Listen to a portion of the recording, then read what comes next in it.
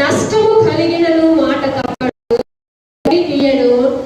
పుచ్చము పుచ్చుడు. ఈ ప్రకారము చేయవాడు ఎన్నడూ కదల్చబడడు. ఏ చేయబడలేదండి? పైనున్న ఈ వాక్యానుసారముగా జీవించే ప్రతి ఒక్కరు కూడా ఎన్నడూ కదల్చబడరు. అంతేకాదు పరిశుద్ధ పర్వతము మీద నివసించడానికి అర్హులుగా దేవుడు తీర్చిదిద్దే దేవుడై ఉన్నాడు. నిజమే, మనం ఈ లోకంలో యథార్థంగా బ్రతకాలి అన్నా, యథార్థ ప్రవర్తన మనం అనుసరించాలి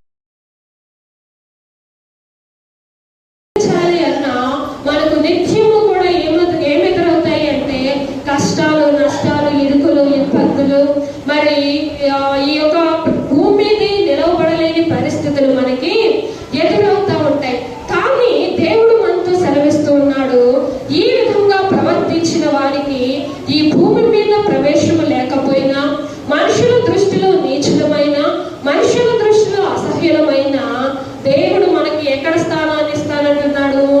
పరిశుద్ధ పర్వతము మీద, లేకపోతే పరలోక రాజ్యంలో మనకి ఏం చేస్తానంటున్నాడండి? చోటును ఇస్తానని సెలవిస్తా ఉన్నాడు. నిజమే, ఈ లోకంలో మనం జీవించిన జీవితము ఎదుటి వారికి ఎలా ఉంటుంది అంటే చాలా ప్రత్యేకతగా ఉంటుంది. ఎలా ఉంటుందండి?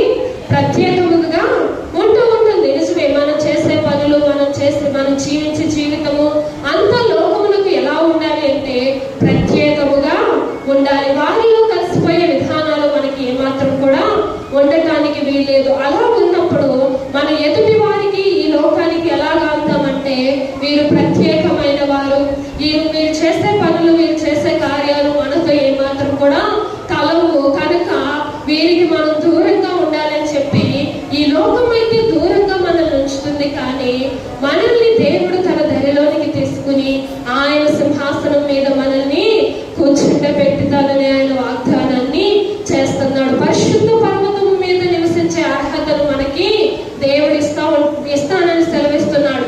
ఎప్పుడు ఆ అర్హత మనకి లభిస్తుంది అంటే ఈ క్రింద చెప్పిన విధంగా మనం ఏం చేయాలి?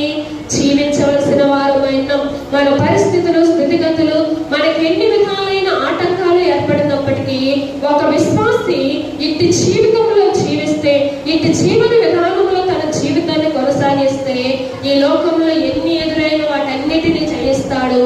అంతేకాదు పరలోక రాజ్యానికి వారసుడవుతాడు.